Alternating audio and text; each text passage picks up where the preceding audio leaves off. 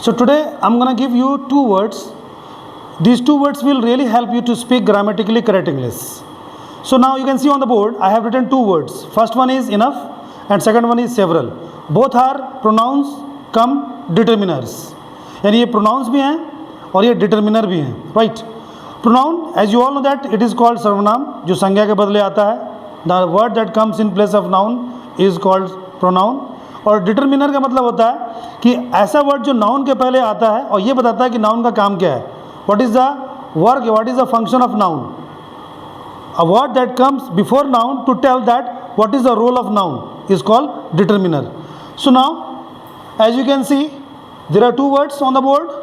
First one is several and second one is enough. Or rather I would say first one is enough and second one is several. अब इसका हिंदी जानते हैं. The Hindi meaning of enough is first one जो हम जानते हैं काफ़ी and दूसरा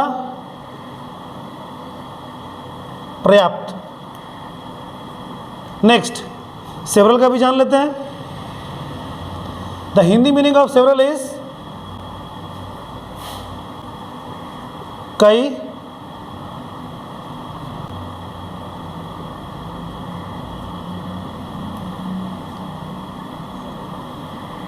कई या फिर अनेक.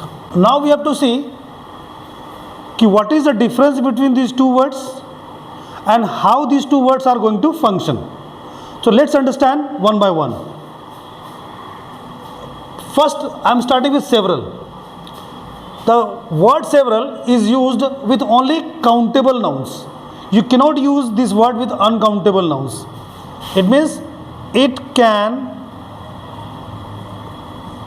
only be used with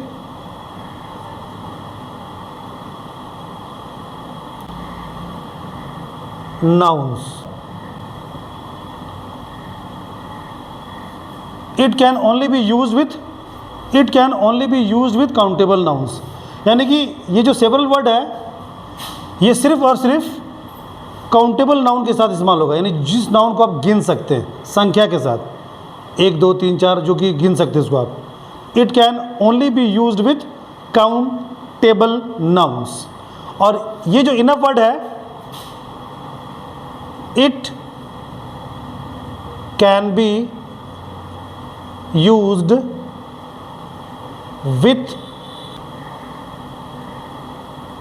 countable and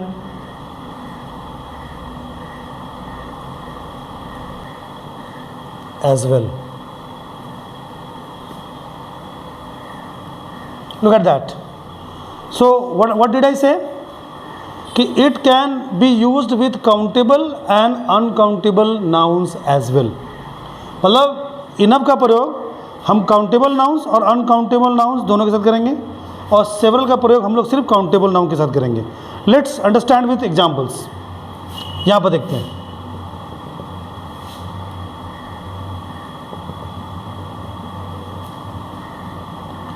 I have several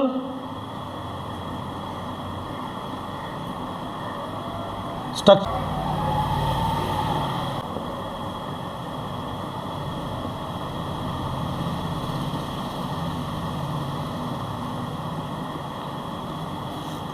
I have several structures to teach students. यानी मेरे पास कई या फिर अनेक स्ट्रक्चर्स हैं स्टूडेंट्स को पढ़ाने के लिए. एक और देखो.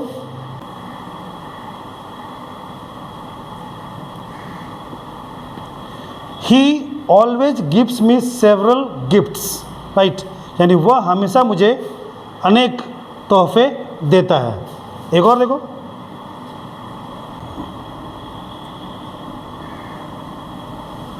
chairs to sit on. She wants to get several chairs to sit on. यानी वो कई कुर्सियाँ चाहती है बैठने के लिए.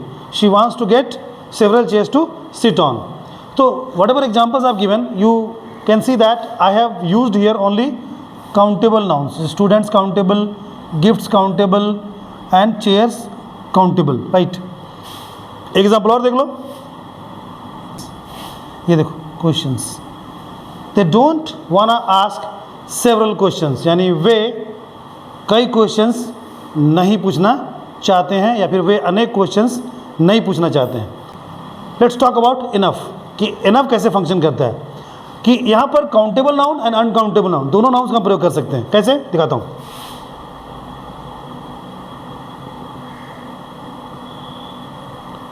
आई have bought enough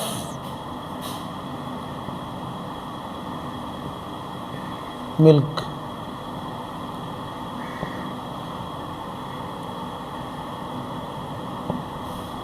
I have bought enough milk.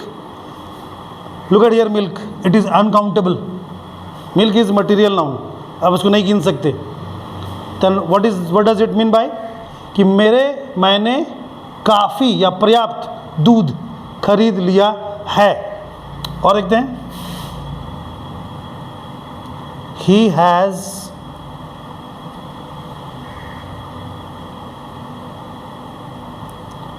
He has enough knowledge about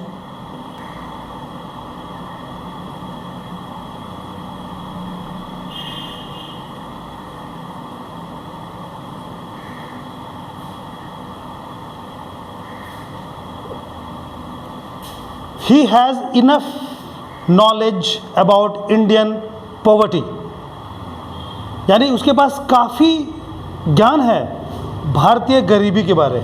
he has enough knowledge about Indian poverty. So poverty means गरीबी। So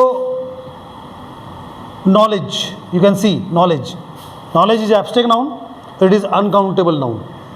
milk is material noun, it is uncountable noun. So let's take one more example where I will use countable noun.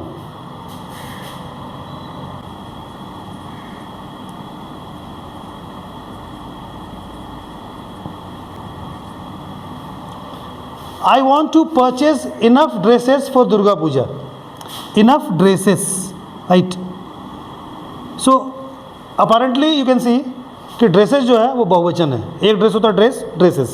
So I want to purchase enough dresses for Durga Puja, या फिर on occasion of Durga Puja, या फिर Deepawali, Chhath, festivals we can add. एक और example,